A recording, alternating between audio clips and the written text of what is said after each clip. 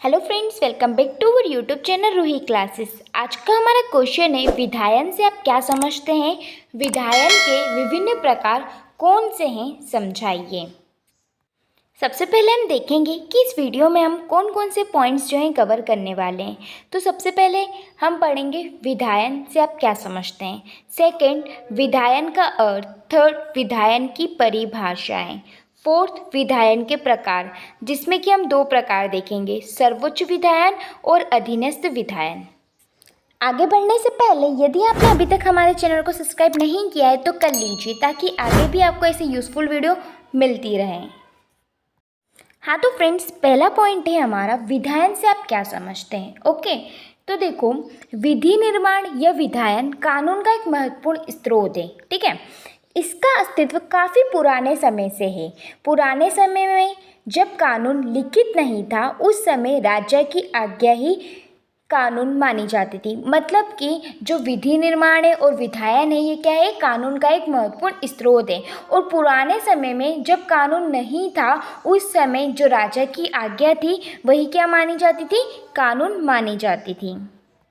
अतः उस समय कानून निर्माण का स्वरूप सिर्फ राज्य आज्ञा तक ही सीमित था। मतलब किस प्रकार के कानून होंगे, ये सिर्फ राज्य की आज्ञा तक ही सीमित था। लेकिन लोकतंत्रात्मक शासन व्यवस्था में राज्य की व्यवस्था का कार्य विधायिका, कार्यपालिका और न्यायपालिका में बंट गया। ठीक है, विधायिका का कार्य है कानून निर्माण करना। अतः जब विधायिका जो भी कानून पास करती है वे विधायन की श्रेणी में आते हैं। अतः विधायन से तात्पर्य किसी भी ऐसी प्रक्रिया से है जिसके माध्यम से मानव आचरण के लिए विधि के नए नियमों का निर्माण किया जाता है। तो हमारा जो क्वेश्चन है कि विधायन क्या है, तो विधायन से क्या तात्पर्य है, ऐसी प्रक्रिया जिसके माध्यम से हम क्या करते हैं, मानव के आचरण के लिए जो है विधि या फिर नए नियमों का क्या करते हैं, निर्माण करते हैं। तो वो क्या कहलाता है, विधायन कहलाता है। ओके, अब बात करेंगे हम हमारे सेकंड पॉइंट की, जो कि है विधायन का क्या अर्थ है। ओके, तो विधायन अंग्रेजी भाषा के लेजिस्लेशन से मिलकर बना है। लेजिस्लेशन दो लैटिन शब्दों से बना है, जिससे लेजिम अर्थात विधि और लेटिम अर्थात बनाना। इस प्रकार विधायन का शाब्दिक अर्थ क्या हो गया, विधि बनाना। अब आगे आता है हमारा थर्ड पॉइंट, जो कि है विधायन की परिभाषा। तो इसकी परिभाषा में पहले हैं बेंथम व मिल। ये क्या कहते हैं, तो किसी भी प्रकार का विधि निर्माण, ठीक है, क्या कहलाता है, विधायन कहलाता है।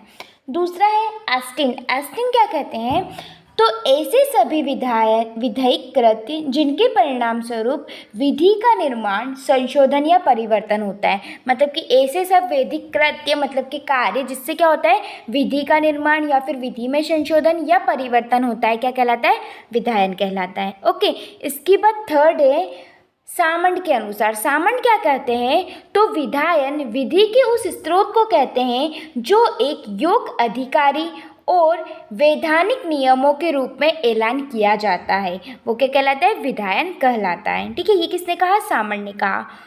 अब आता है हमारा फोर्थ पॉइंट, जो कि है विधायन के प्रकार। तो इसके कितने प्रकार है, तो इसके दो प्रकार है, सर्वोच्च विधान और अधीनस्थ विधान। सर्वोच्च विधान क्या है, तो सर्वोच्च विधान राज्य की संप्रभु शक्ति द्वारा निर्मित होते हैं। मतलब कि इन्हें राज्य की जो सर्वोच्च शक्ति है उसके द्वारा बनाया जाता है। इसलिए राज्य के भीतर कोई अन्य सत्ता किसी भी प्रकार इसे नियंत्रित नहीं कर सकती। मतलब कि राज्य के अंदर जो है सर्वशक्तिमान होते हैं, सर्वोच्च होते हैं, इसलिए कोई अन्य सत्ता या फिर जो संस्था है वो इन्हें क्या नहीं कर सकती, नियंत्रण नहीं कर सकती। उदाहरण के लिए हम ब्रिटेन में बात करें तो ब्रिटेन में जो संसद है की वो संप्रभु है, इसलिए केवल सर्वोच्च ही नहीं वरन विधिक रूप से सर्वशक्तिशाली भी माना जाता है। और इसके द्वारा पारित जो विधि होती है वो सर्वोच्च विधान होती है। मतलब कि वहाँ पर सबसे शक्तिशाली क्या है, संसद ही है। और संसद जो भी कानून या फिर जो भी विधि बनाती है वो क्या कहलाती है, सर्वोच्च विधान जो है कहलाता है। ओके, अब आता है हमारा सेकंड पॉइंट, जो कि है अधीनस्थ विधान। अधीनस्थ विधान क्या रहते हैं, तो नाम से ही पता चला, अधीनस्थ विधान मतलब कि किसी के अधीन। ठीक है, तो अधीनस्थ विधान वह विधान है जो संप्रभुपूर्ण विधायिका के अलावा किसी अन्य द्वारा किया जाता है और इसलिए उनकी कानूनी मान्यता या परिणाम के लिए ऐसे विधान को सर्वोच्च विधान के लिए निर्भर रहना पड़ता है और इसी कारण परिवर्तन किसी दूसरी सर्वोच्च विधायी शक्ति पर आधारित होते हैं। मतलब कि ये ऐसे विधान होते हैं जो कि किसी के अधीन रहते हैं, ठीक है, या फिर किसी पर निर्भर रहते हैं। तो ऐसे विधान क्या कहलाते हैं? अधीनस्थ विधान जो है कहलाते हैं। अब सामंत जो है उन्होंने अधीनस्थ विधान को जो है इसके 5 प्रकार बताए। तो ये 5 प्रकार कौन से हैं वो हमें देखना है, ठीक है। तो पहला इसमें है उपनिवेशिक विधान। उपनिवेशिक विधान क्या है? तो उपनिवेशिक विधान वास्तव में ब्रिटिश उपनिवेशवाद की देन है। इसका मतलब उस विधान से है जो अधीन एवं उपनिवेशिक व्यवस्थापिका द्वारा निर्मित होते हैं। मतलब कि ऐसे विधान जो कि किसी अधीन या फिर उपनिवेशक व्यवस्थापिका द्वारा निर्मित होते हैं, उपनिवेशिक विधान जो है कहलाते हैं। ओके, दूसरा है कार्यपालिका विधान। कार्यपालिका विधान क्या है? तो कार्यपालिका विधान कार्यपालिका द्वारा बनाया जाता है। कभी कभी कार्यपालिका अपने अधीनस्थ विधायी शक्ति का प्रयोग करती है। मतलब कि ऐसे विधान जो कि कार्यपालिका द्वारा बनाए जाते हैं और कार्यपालिका जो अपने अधीन विधायी शक्ति है इनके प्रयोग करके ये जो कानून बनाती है वो कार्यपालिका विधान कहलाते हैं, ठीक है। तीसरा है न्यायिक विधान। तो न्यायिक विधान में क्या है? तो न्यायिक विधान न्यायालयों द्वारा निर्मित विधि को न्यायिक विधान कहते हैं। मतलब कि ऐसे विधान जो कि न्यायपालिका द्वारा निर्मित होते हैं वो, ठीक है। सर्वोच्च या उच्च न्यायालय के अपनी प्रक्रियाओं के लिए कानून बनाने की शक्ति प्राप्त है और सर्वोच्च जो उच्चतम न्यायालय है इनको भी अपनी प्रक्रिया के लिए क्या है? कानून बनाने की जो है शक्ति प्राप्त है। आगे है हमारा 4th पॉइंट जो कि है स्वायत्त विधान। ये क्या है?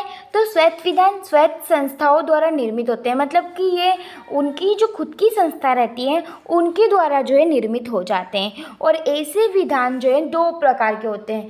पहला प्राइवेट संस्थाओं के विधान और दूसरा संविधि स्वायत्त शासित निकाय। ये 2 प्रकार के जो है विधान इसके अंतर्गत आते हैं।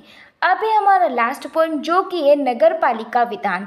तो नगरपालिका विधान स्थानीय संस्थाओं द्वारा निर्मित होते हैं। मतलब जो स्थानीय संस्था होती है ना उनके द्वारा निर्मित होते हैं। जैसे कि नगर महापालिका के बनाए विधान तथा नगर निगम द्वारा निर्मित विधान। मतलब कि जो नगर पालिका बनाती है वो कानून या फिर नगर निगम द्वारा बनाते हैं वो कानून क्या कहलाते हैं? नगर पालिका विधान जो है कहलाते हैं, क्योंकि ये स्थानीय संस्थाओं द्वारा क्या होते हैं? निर्मित होते हैं। इस प्रकार हमारा जो क्वेश्चन था विधायन से आप क्या समझते हैं, इसके प्रकारों को समझाइए, वो यहीं ख़त्म होता है। हम मिलते हैं नेक्स्ट वीडियो में नेक्स्ट टॉपिक के संग। Thanks for watching this video.